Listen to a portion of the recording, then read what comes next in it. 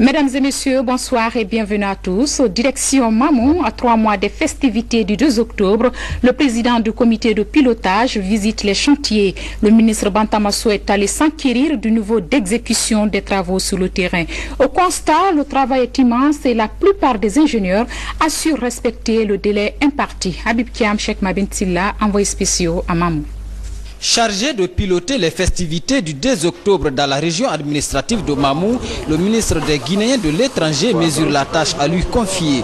D'où cette visite de terrain qui s'ouvre sur le chantier du lycée Cabral à Madina. Très avancé, les travaux sont exécutés par l'entreprise Sako et Fils. Au quartier Poudrière, la Sogefel rassure avec le niveau de construction de la place des Martyrs et la maison des jeunes. Beaucoup de personnes se plaignaient que les travaux sont en train de bouger.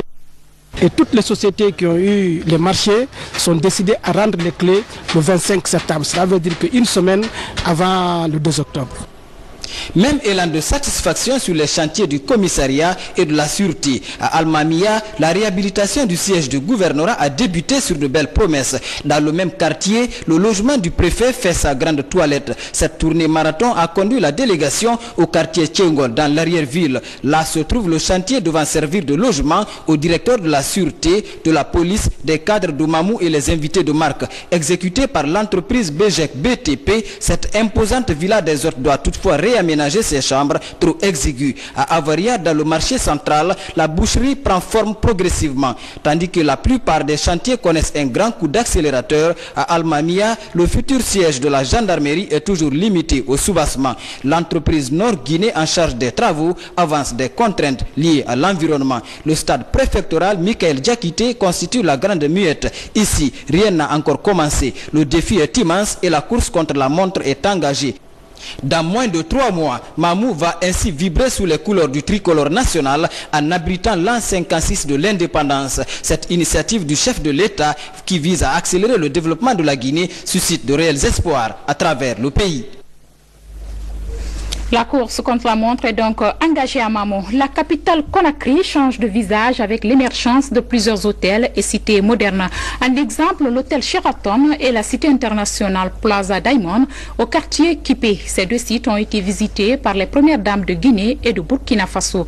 Zoom sur ces chantiers avec Moussa Bangoura et Ousmane Kamara. La nouvelle cité Diamond Plaza de Kipé, bâtie sur une superficie de 200 000 m², est le premier projet immobilier de haut standing en Guinée. C'est en 2013 que les travaux ont été lancés par le chef de l'État, professeur Alpha Condé. Avec 60% d'exécution, le projet est piloté par l'entreprise chinoise Mar Grandiosio avec un coût de réalisation de 8 milliards de dollars pour une durée de 10 ans. Si tu vois que la première dame de Burkina Faso est venue visiter le chantier parce qu'ils nous font confiance, et c'est eux-mêmes qui ont initié, ils veulent visiter notre chantier. Ils nous invitent la société aussi pour venir investir à Burkina Faso comme on a fait à Guinée-Conakry. Vous-même, vous avez vu le chantier, ça évolue bien, Kipé, ça évolue, Lambaye aussi, ça évolue bien. D'ici fin du mois de décembre, les maisons que vous avez visitées, ça sera prête. Juste à côté se trouve ce chantier en R+13, le futur hôtel Sheraton de Conakry. Ici, les travaux sont exécutés à 50%. Il comprendra 283 chambres et une suite royale avec une large vue sur l'océan Atlantique. Avec la venue de notre professeur Alpha Condé, il y a émergence en matière d'hôtellerie. Donc vous voyez, quand vous tournez un peu sur la ville de Conakry, vous voyez qu'il y a beaucoup d'hôtels qui sont en chantier. Et la majeure partie d'ici 2015, ça va finir. La première phase du chantier sera livrée en décembre 2015. Plus de 2000 ouvriers se succèdent nuit et jour pour être dans le délai imparti. Ce modèle de partenariat public-privé dans le cadre de l'urbanisation de la Guinée est plutôt réussi. Un exemple.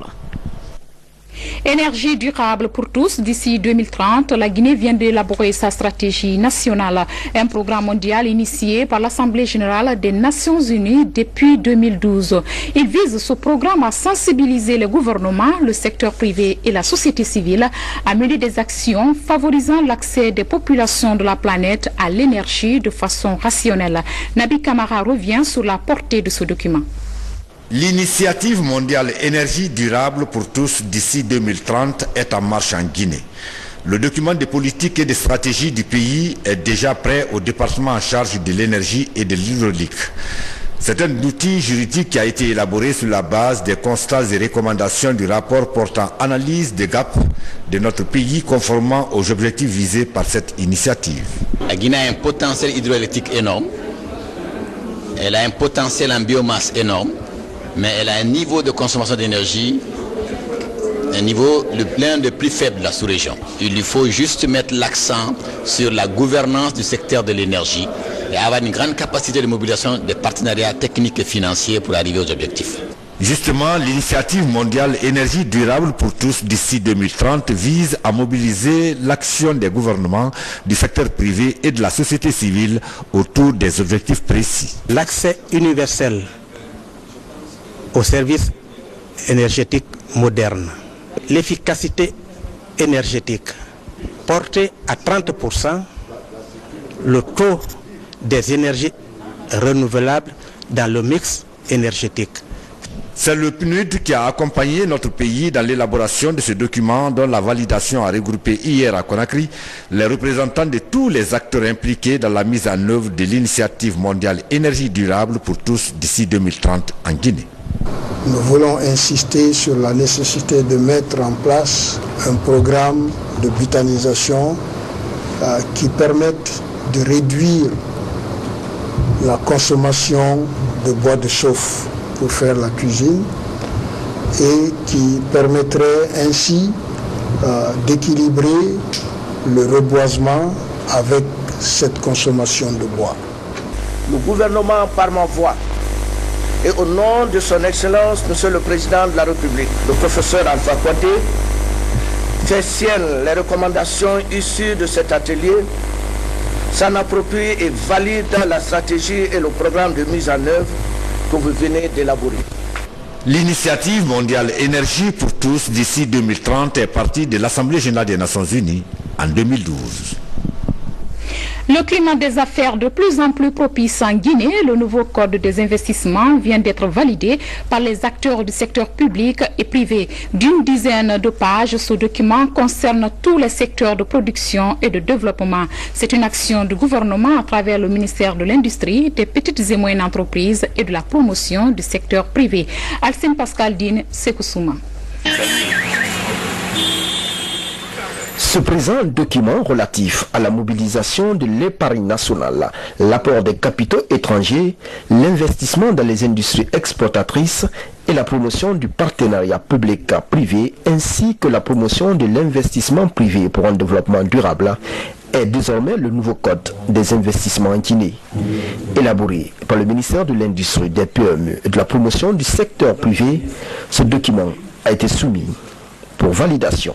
En tenant compte du niveau de notre économie, il est évident que nous ne pourrons assurer et atteindre les objectifs de développement, de création d'entreprises que nous visons sans attirer des investissements directs étrangers. Écoutez, ce code est un bon code. Je pense qu'on a enfin quelque chose qu'on peut dire qui s'approche vraiment d'un bon code des investissements qui a tenu compte de la nouvelle donne nationale et internationale. L'objectif recherché par ce nouveau code est de permettre aux investisseurs privés de prendre le relais de l'État qui a décidé de se retirer progressivement des activités de production des biens et services dans les secteurs concurrentiels. Tous les domaines de la vie socio-économique du pays y trouvent leur compte. Le code des investissements de la Guinée n'a pas été révisé depuis 1987. Donc une commission a été mise en place pour l'amender et le réviser, et avec l'objectif d'améliorer le climat des affaires. Ici, ma présence signifie la solidarité du gouvernement avec Madame la ministre de l'Industrie dans ce travail qu'elle fait pour mettre à jour ce code des investissements et l'adapter aux réalités actuelles. En tant que ministre de l'Emploi, du Travail et de la Formation professionnelle, c'est également un document qui est stratégique pour moi dès l'instant où il prévoit du renforcement de capacité pour les Guinéens et un certain nombre de mesures destinées à encourager l'emploi. Ce document d'une dizaine de pages, dont le champ d'application englobe les secteurs de production production et de développement. Il sera bientôt soumis à l'Assemblée nationale. Toujours dans l'optique de développement, le secteur minier guinéen se veut aussi plus fiable et crédible. C'est vrai que la Guinée est validée par l'ITIE international, mais il lui faut aussi conforter sa position pour s'y maintenir. Conscient de cette réalité, le comité de pilotage s'est lancé dans une dynamique de renforcement de compétences au sein de l'ITIE Guinée. Des précisions en images, Mohamed Alpha Baldi. Après la validation du pays par l'ITIE international, la Guinée maintient le cap en vue de pérenniser les acquis du processus. La conformité du pays n'est qu'une étape. Le comité de pilotage de l'ITIE Guinée examine le projet de divulgation des rapports ITIE 2011 et 2012 par la coalition Publiez ce que vous payez. Le renforcement des compétences du secrétariat général est aussi envisagé. Quand on est premier, c'est bien, mais il faut se maintenir. Donc, de nouvelles exigences apparaissent. La Guinée sera encore évaluée dans 3 ans avec de nouvelles exigences. Il faut absolument les remplir. Étant un pays minier, c'est bien qu'on soit validé. Et la Guinée devient, si vous voulez, un pays fréquentable par les grands groupes miniers. Avec cette validation, c'est l'ensemble du secteur des industries extractives guinéennes qui devient crédible. Les partenaires locaux et étrangers de l'ITIE Guinée se réjouissent du travail accompli. C'est vraiment le fruit d'un long effort qui a été donc déployé par la Guinée et c'est la reconnaissance, n'est-ce pas, de la qualité de la participation des différentes parties au processus ITIE de la Guinée.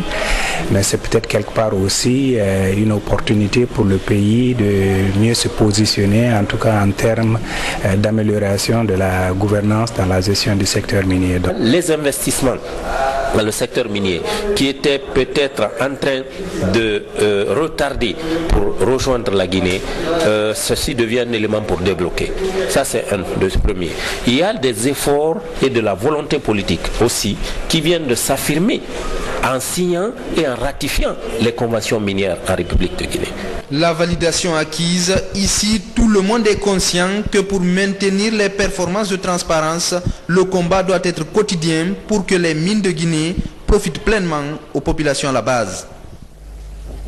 Éducation, fini la longue attente et l'angoisse chez les candidats des différents examens nationaux. Les résultats sont enfin publiés ce samedi dans les écoles et les DCE du pays. Au cours d'un point de presse donc, le directeur national du service des examens nationaux et concours scolaires a communiqué les statistiques des résultats session 2014. Dans l'ensemble, une légère amélioration est réalisée par rapport aux années antérieures. Les détails avec Amadou Touri. La Direction nationale des examens et concours scolaires est un service du ministère de l'enseignement préuniversitaire et de l'alphabétisation. Elle a pour mission d'organiser, de coordonner et de publier des résultats des examens nationaux. Pour la session 2014 des examens nationaux, l'institution a mis 2 semaines pour la délibération de tous les résultats. Selon le jury national, les statistiques de cette année se présentent comme suit. Examen d'entrée en 7e. Option enseignement général. 154 211 candidats, dont 100 684 admis, soit 65,29%.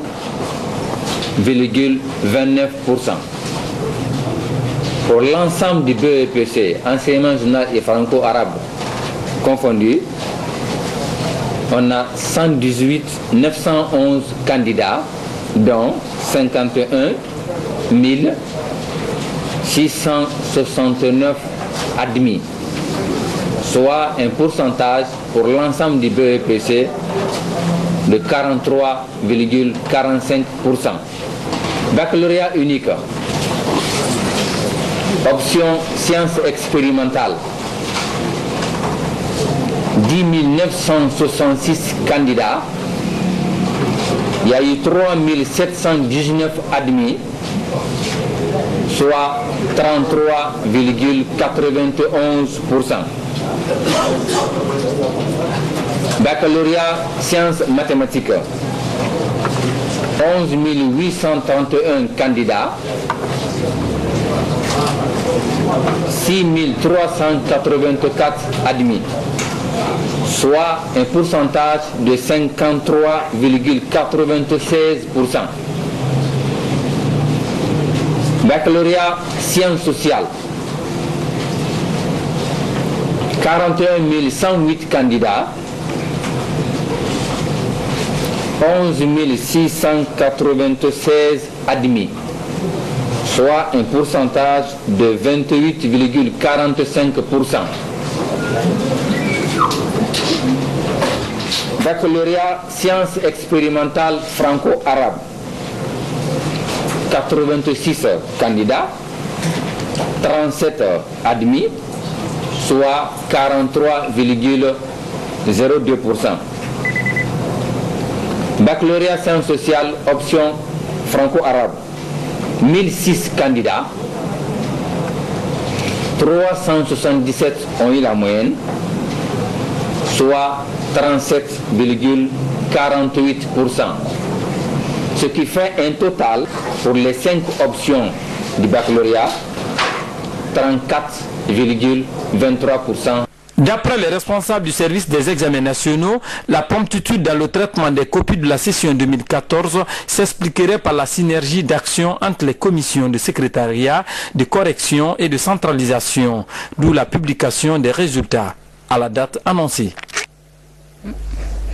Ces résultats sont également disponibles sur le réseau de téléphonie MTN Ariba. Au niveau du baccalauréat session 2014, le profil sciences sociales enregistre le plus faible taux, soit 28,45%, contrairement à 53% pour le profil mathématique. Au complexe scolaire La Source à la Minière, par exemple, si certains candidats affichent leur joie, c'est la tristesse qui se lit sur d'autres visages. Voyons l'expression de ces émotions avec Abdulaziz Baldé, Kernosman Diallo. Après plusieurs essais sur le réseau MTN Ariba, la candidate Awa Souma du groupe scolaire La Source connaît désormais son résultat. Elle figure parmi les lauréats du baccalauréat unique session 2014, option sciences sociales. La joie est grande chez elle. J'ai eu le bac, je suis admis. C'est ma première fois de faire. Je suis très content aujourd'hui. J'ai eu mon bac, c'est la première fois de faire. J'ai eu mon bac. Je remercie tous les professeurs et tous les anciens encore. Je remercie la Guinée. Pendant que Awa et beaucoup d'autres candidats fêtent leur admission, le désespoir et la tristesse se lisent sur les visages des candidats malheureux, consolés par des amis. Je suis vraiment content par rapport aux résultats qui ont été diffusés au sein de MTN. Je suis vraiment content de ce résultat. Mais d'une part aussi, pour les gens qui n'ont pas eu le bac, de les encourager de doubler d'efforts aussi. La vie, c'est vice-versa. Aujourd'hui, nous sommes contents. Demain, on ne sait pas si ce sont eux qui seront contents plus que nous aussi. Cette année, c'est en sciences sociales qu'on retrouve le taux le plus faible, soit 28,45%. Même atmosphère à la direction communale de l'éducation de Ratoma, où les candidats de l'entrée en 7e année du BEPC se sont rendus pour prendre connaissance de leurs résultats. Bernard Tonguino. Ce matin, peu d'affluence dans certaines écoles. La plupart des candidats ont connu leurs résultats la veille à travers Internet, par téléphone ou dans les 2 CE. Dans certains établissements, encore des... Cette candidate est venue se rassurer de son admission. On a beaucoup travaillé. On a fait plein de succès. Oui, sur 187 candidats, 105 ont eu. Moi, je suis très contente. Par contre, l'affluence est grande à la 2 CE de Ratoma. Ces candidats préfèrent vérifier leurs résultats sur la liste générale. Un dernier espoir pour ceux qui n'ont encore pas retrouvé leur nom parmi les admis des écoles. Je sais que ça n'a pas marché dans notre école là-bas. Je suis venu à la DCE pour vérifier la liste générale. Mon école d'origine c'est lycée Lambaye, à Lambaye. Donc on a regardé les résultats, on n'a pas vu nos noms. Ils ont dit dans 400 et quelques élèves, il y a eu 70 admis. Donc, ce qu'on est venu chercher à la DCE maintenant, c'est pour voir maintenant si on peut voir la liste générale, si on peut voir nos noms. Sinon, la liste qu'ils ont envoyée à Lambaye, on n'a pas vu nos noms, c'est ça. La publication de ces résultats des examens nationaux tourne la page de la session 2014. Les regards sont à présent portés vers la prochaine ouverture des classes pour une nouvelle année scolaire. Félicitations aux heureux gagnants et courage à ceux qui n'ont pas franchi le cap cette année. Et puis cette bonne nouvelle pour les apprenants de la langue anglaise. Le Centre d'études de langue anglaise de Symphonia est désormais doté d'un laboratoire de langue et d'une bibliothèque virtuelle. 2 salles entièrement équipées d'ordinateurs de dernière génération. C'est un don de l'USAID. Le film de l'événement avec Seko Fernand Kourouma. Créé en 1988 dans le cadre de l'enseignement de l'anglais dans les institutions d'enseignement supérieur, le Centre d'études de la langue anglaise vient de bénéficier d'un laboratoire de langue. C'est le fruit de la coopération entre la Guinée et les États-Unis à travers l'USAID, une structure qui a contribué à la formation de nombreux enseignants et de cadres de l'État à l'apprentissage de l'anglais. Le fait que l'éducation est importante est bien connue, bien reconnue par tout le monde. Nous, on commence dans nos projets de développement, on commence souvent par les institutions éducatives. Parce qu'on comprend bien que ce sont soit tout d'abord les profs, bien expérimentés dans l'éducation, bien expérimentés dans le fait que les enfants doivent nécessairement avoir une bonne éducation pour leur propre avenir. Nous avons eu les journées de partenariat avec l'USAID qui représente la population américaine et à travers cette journée, l'USAID a projeté tous les projets et autres choses qui sont en train d'exécuter en Guinée. Dans le cadre des perspectives, nous avons beaucoup de choses en vue avec les États-Unis. Et notre direction a initié des requêtes auprès du gouvernement américain pour qu'on puisse reprendre les consultations intergouvernementales. Des ordinateurs de dernière génération équipés de logiciels performants vont faciliter aux apprenants la maîtrise graduelle de l'anglais. En plus de ces centaines de livres, la bibliothèque virtuelle vient renforcer les capacités de chaque apprenant en étant connecté. Si nous avons à la place un laboratoire de ce genre équipé, sérieusement équipé, d'équipements doté d'équipements modernes, cela ne peut que faire notre fierté. Ce laboratoire a une grande importance pour nous, parce qu'on pensait beaucoup même à ça, même pour avoir ça. Ça va nous apporter beaucoup. Au lieu de se déplacer maintenant, aller dans les autres pays pour apprendre, on va mieux apprendre ici maintenant avec les laboratoires. Financé à hauteur d'environ 147 000 $ américains, ce laboratoire est un outil précieux pour l'enseignement de l'anglais en Guinée. Un mot de santé maintenant, le virus Ebola s'étouffe en Guinée. La commission interministérielle de riposte à la fièvre a fait le point de la situation ce samedi devant un parterre de journalistes. Selon les dernières statistiques avancées par le ministère de la Santé, seulement 2 personnes contaminées sont hospitalisées dans les 2 centres de traitement du virus. Adiatou Bari, compte rendu de la rencontre. Dans toute la Guinée, seulement 2 villes continuent de notifier des nouveaux cas de contamination de la fièvre Ebola. Il s'agit des préfectures de Guéguédou et de Bofa. Ces préfectures ont au cours de la dernière semaine enregistré chacune un cas confirmé de la fièvre Ebola. Depuis janvier jusqu'à nos jours, on a enregistré 410 cas, toutes formes confondues, avec 310 décès. Il y a les contacts de nos malades afin de pouvoir les surveiller pendant 21 jours pour que s'ils développaient des symptômes, qu'on puisse les prendre en charge le plus tôt possible. Dans leur combat pour rompre la chaîne de transmission du virus Ebola en Guinée, les agents de la santé affirment être toujours confrontés à certaines résistances dans les villes les plus touchées, notamment à Guéguédou, où le poids de la coutume persiste toujours. À cause de certaines coutumes que vous venez de dire, dans certaines zones de notre pays, nous avons encore que la maladie persiste, notamment lors des cérémonies funèbres où il y a des localités et pour rendre hommage à leurs défunts, les saluent, les habillent et font des rites autour de ce cadavre, et ce qui augmente les risques de propagation de cette maladie pour les personnes impliquées dans ces rites. Le cas des personnes interpellées après les agressions subies par les missions de sensibilisation a également été évoqué. Le gouvernement n'a pas lésigné sur les moyens pour non seulement rechercher les présumés coupables qui sont aujourd'hui au nombre de 18, qui sont arrêtés à Guékédou et qui attendent leur procès devant le tribunal pour répondre les faits qu'on les reproche et pour qu'ils soient jugés et condamnés pour servir d'exemple aux autres. Déterminé à éradiquer l'épidémie dans le pays, le gouvernement et ses partenaires renforcent la sensibilisation en impliquant notamment toutes les couches socio-professionnelles du pays. Don de vivre aux ouvriers du port autonome de Conakry, il s'agit de 400 sacs de riz octroyés par le chef de l'État. Une manière d'assister ces agents en ce mois sain de pénitence. C'est le gouverneur de la ville de Conakry qui a procédé à la remise au bureau de la main-d'œuvre portuaire. Moussa Bangoura, Ousmane Kamara. Le chef de l'État, professeur Alpha Condé, continue ses œuvres de charité en faveur des populations de la capitale. Après les femmes balayeuses des 5 communes de Conakry, c'est au tour des dockers de port de recevoir des sacs de riz pour la rupture du jeûne en ce mois saint de Ramadan. Plus de 20 tonnes de riz ont été livrées à ces ouvriers par le gouverneur de Conakry. Le président de la République a pensé à nous dockers en nous offrant 400 sacs de riz pour le Ramadan. On le remercie beaucoup et on le soutient. Monsieur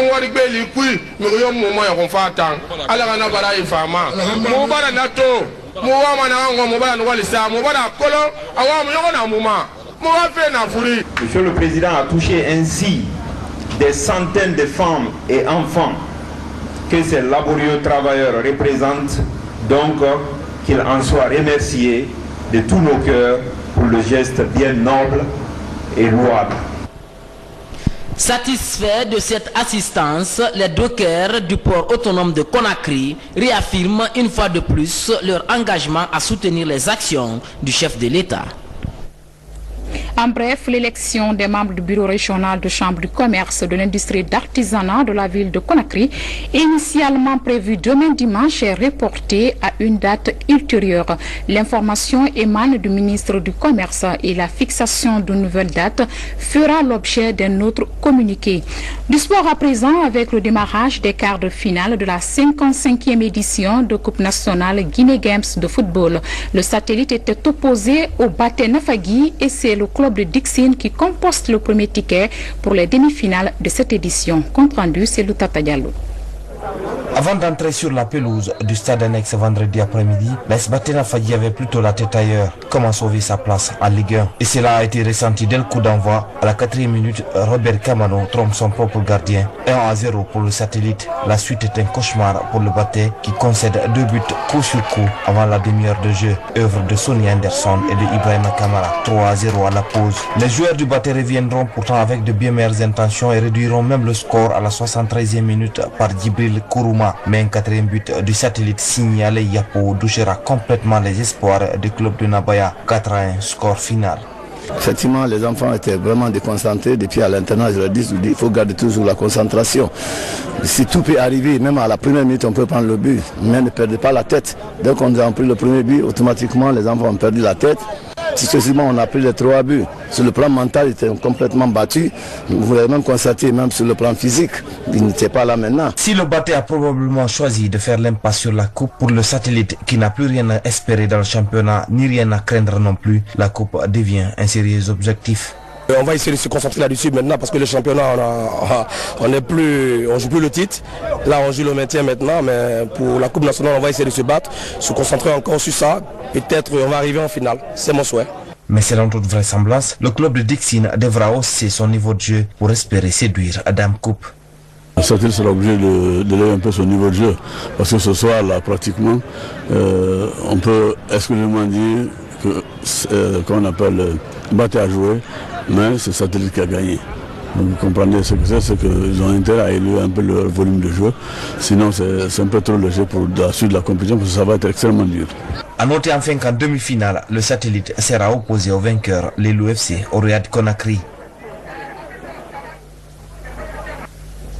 Le satellite jouera donc contre Orea de Conakry qui vient de se qualifier face à l'Elouma par une victoire éclatante de 5-0.